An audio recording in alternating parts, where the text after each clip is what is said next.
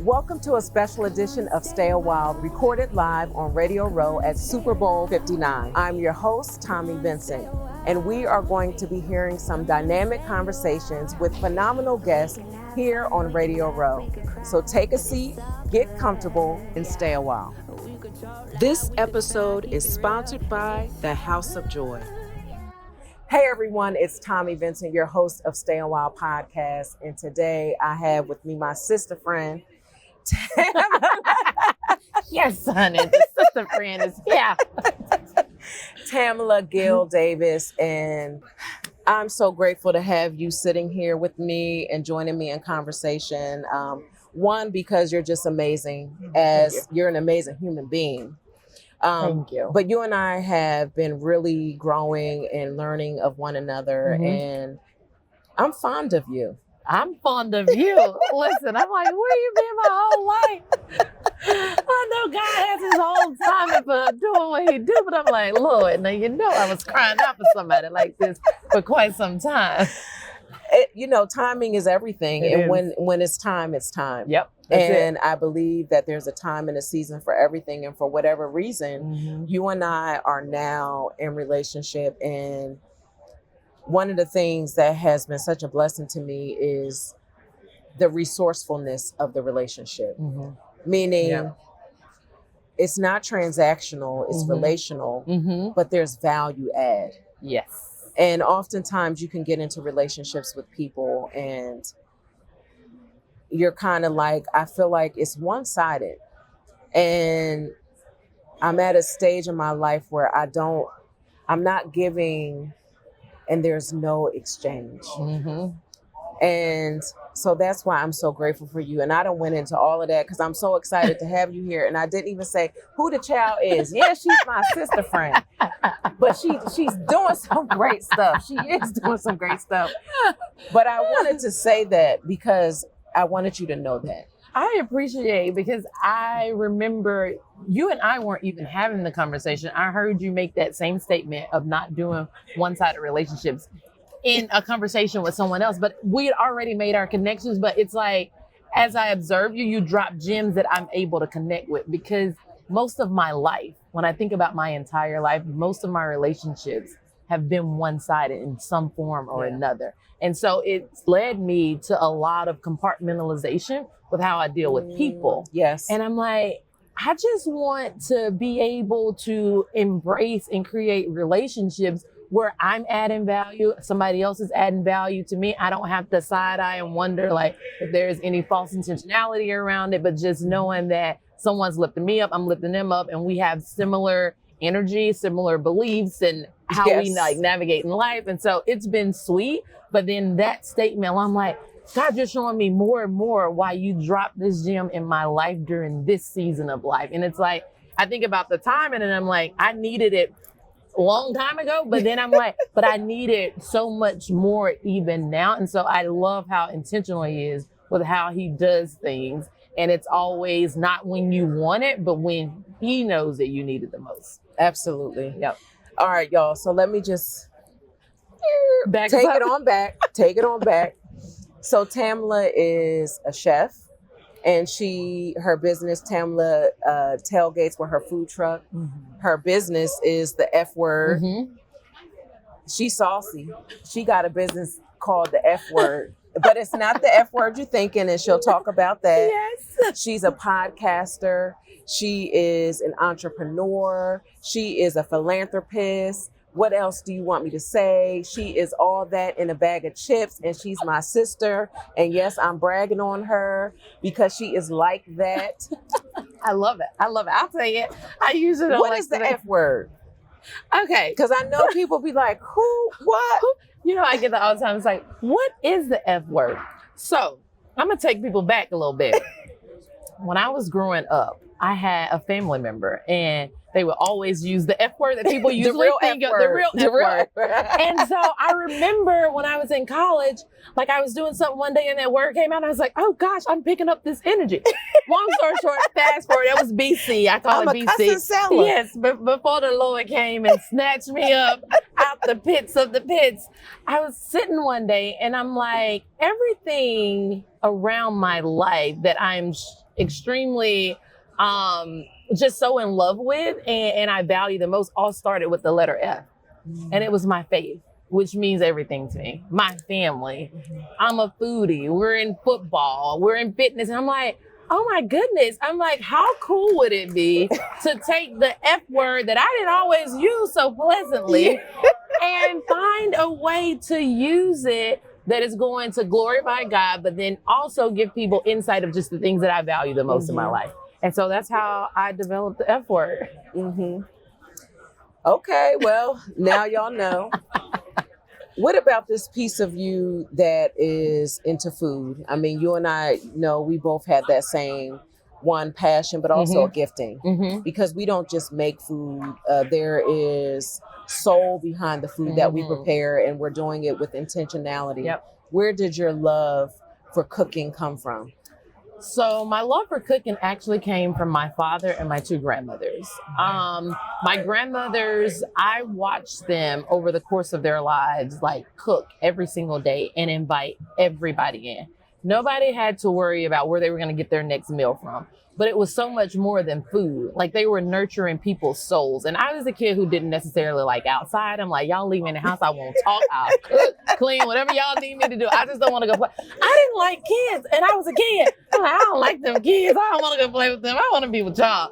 And so from that, they were intentional about how they showed me different things, but it was always so much bigger than food. Well, I sat and watched for a really long time. And what a lot of people don't know, for years, I was afraid of a stove because I have like very high anxiety from time to time. So as they would try to teach me to cook, I'm like, I don't want to do it. I just want to watch. Was it because of the heat? Because of the heat. Because I don't play with danger. Baby. I'm like, you didn't get in trouble? I didn't get in trouble much.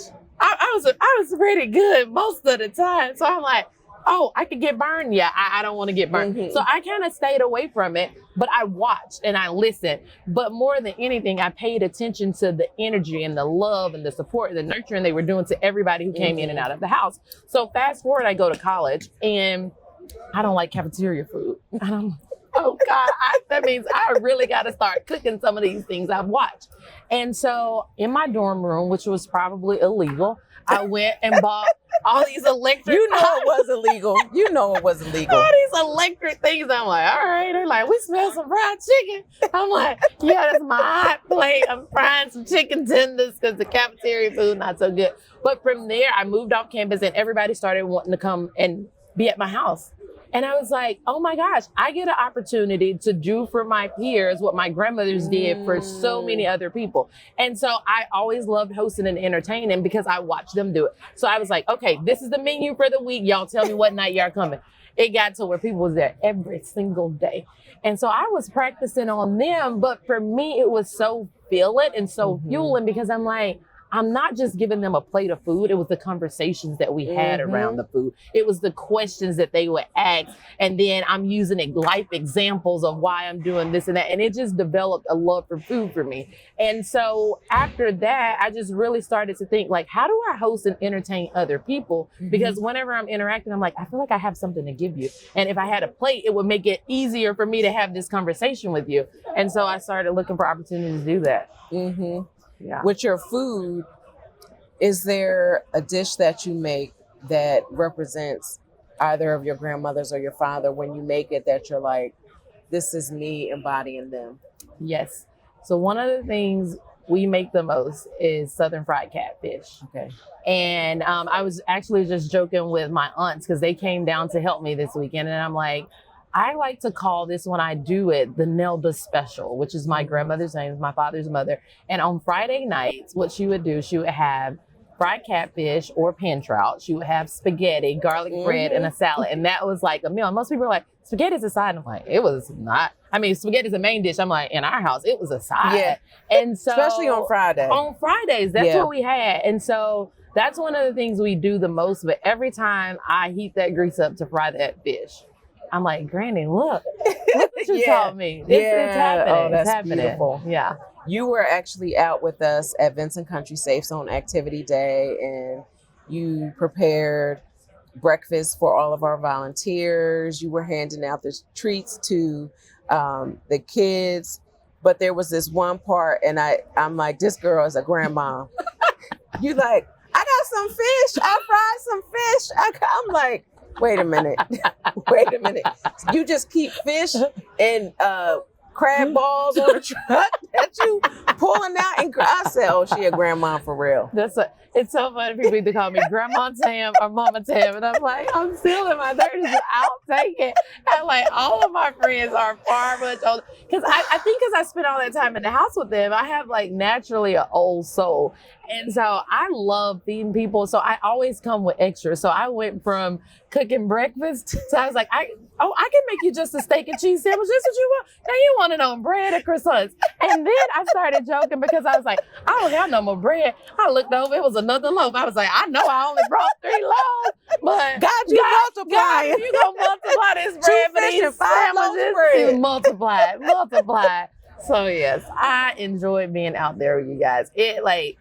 That's the thing about when I show up for events. And I think that's one of the reasons I'm like, I don't want to do this like every single day, like trying to grind it out and make it a business. Because I'm like, for me, it's so much bigger than like trying to gain coins. Where I'm like, when I'm out and I'm on the ground with people, I'm really seeing like the heart of the individuals who's either putting on the event. I'm seeing the heart of the people who are involved in the event. And like a couple times I got teary-eyed. I'm like, I'm here to cook. Why am I over here crying?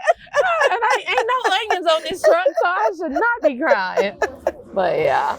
So you're also on doing Taste of the NFL. Yes. Can you give us a preview of the menu? Yes, so I'm doing Taste of the NFL, and I am doing the Southern Fried Catfish. I'm doing fries, but I'm doing these things called crab puppies. Now, what happened was not crab balls. Yeah, I was trying to figure. I was like, should I call them crab balls or crab puppies? I like crab puppies. I was like, I don't know, crab balls. I'm gonna go with crab puppies. No, I like crab puppies. Because a lot of times people serve hush puppies with fish, and so that's what made me like, oh, maybe I should call them crab puppies, but. A couple years ago, I did the tasting event and I ran out of catfish. Okay. And they were like, we have no more fish for you, but we have some crab meat. And I'm like, I don't eat crab meat. And I don't cook crab meat. Had never cooked crab meat or eaten it. And they were like, I think you can do something with this. So me and a couple chefs went back there and started playing around with these crab puppies. And I was like, I don't know if I can put my name on this at this big event because I've never made these before. And long story short, made them on the fly. We ran out of those too. And so now I'm like, well, it's only right that I pair them with the fish this time. So okay. And so Troy Jr., he actually had the crab puppies, and he was like, you got to try these crab puppies. So, and I'm going to tell you, my kids are tough critics. They all cook, and they have a standard, that I only have established for them. You in the kitchen. The standard got to be up there. But he was like, you got to try these crab puppies. They are delicious. Yay! Yes. So I said, dang, I didn't get to have any because I was going on to the next thing. So I'm going to have to get some fresh. You got to get some fresh the grease. You got to get something hot the grease. I told him, I was like, now this ain't the real. I was trying to put a disclaimer out because I know the standard is up here when Tommy cooking. But I'm like, listen, we were just playing around. We have all our ingredients, but you can taste these. But listen, if they don't taste good, don't tell nobody.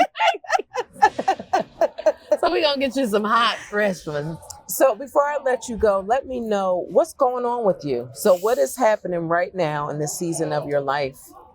I think there's a lot happening right now in this season of life that I am in. I think there's a lot of new self-discovery.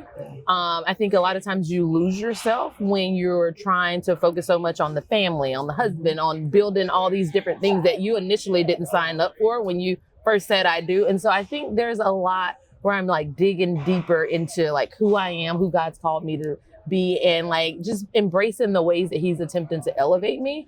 I think from that, it's led me to really dig deeper into different things that I was passionate about before, whether it's serving the youth, I've always been really big in like mental, emotional, spiritual support. And so years ago, I got certified to become a life coach, but I just never promoted the services. So like, I've been like being more intentional about like, how do I meet other women where they are and really help them navigate all the different seasons of life. And so I'm operating in that, getting ready to try to figure out going into season 2 of the podcast, going back to the blogging a little bit. And so it's just one of those seasons of life where I'm like trying to put everything in its proper perspective, where it's like, you can have it all, not always at the same time. But I know like the season of bearing children is kind of over. So we have these 6 little people. You close shop? Oh, baby, I close shop. It is a wrap. I'm like, nah. I am way outnumbered. I'm through a whole bunch of people in the system. So I had to mourn that. I'm like, oh gosh, what do I do? Thing. It's a thing. People don't talk about it. So it's really a thing. But once I mourned and I'm like, this is it. Now it's an opportunity for you to say yes to you. Say yes to people who are able to impact your life and empower you. Say yes to opportunity. So I'm in my yes season if it's beneficial for me. And I'm not afraid to say no to things that aren't the things that I necessarily want to do, the people that I necessarily want to be around. And so I think that's where I am, where it's like, not all about me in a selfish way, but in a way of just kind of saying yes to God at the same time as I'm saying yes to myself. Absolutely. And I know firsthand, like that's important that we prioritize ourselves, and especially with you having daughters, it gives them an opportunity also to see how you've navigated life, and you're modeling the type of behavior and treatment that you desire for them to have for themselves. And you're setting a standard. So kudos to you for being in that space where you understand the need to prioritize self. That doesn't mean that everything else goes to the wayside. It just means that everyone benefits. Because a better you makes a better them. That is it. A better me makes everything better for them. Absolutely. And it's hard because a lot of times what we feel like we're being selfish when we take care of us. And I'm like, I've always poured everybody else's cup first. But then when it's time for me to pour my cup, I'm pouring from an empty cup. So I'm ain't like, nothing left. Ain't nothing left. So I'm like, I'm going to pour for me first. And then it helps me understand and identify how I can properly disperse what's left. Absolutely. Well, girl, I love you. I love you so much, so much. And I'm so grateful that you took time to come and stay a while with me. You know that you have a fixed seat at this table. Hey, I'm gonna take advantage of my seat at this table. But I want to, just you to know that you're welcome anytime. Thank you. And I am excited for you in this new season, and I look forward to everything to come. And I know one thing. You better send me an invitation to be on that podcast. You gonna be there. You gonna be there front and center. Listen, I'm gonna block off 2 hours because you got a lot that you can teach me and some other people. Do you hear me? I am so grateful for you. Grateful for the relationship, and I love you so much. I can't even put into words what has happened since my first encounter with you. And so thank you for being you and for being the light that you are, because it is so bright. And I'm like, I don't know if you know how bright your light is, but listen, let that light shine, because it is very instrumental in my life today. I appreciate it. Thank you. Thank you. Thank you so much. I hope you felt the love and connection in today's conversation. Every woman you heard from has faced the impossible and emerged stronger. This is your personal invitation to stay a while longer at TommiV.com. That's TOMMIV.com for more inspiration for your mind, body, and soul. And let's not forget your belly. You're always welcome at my table. Please be sure to subscribe, make yourself at home, and stay a while.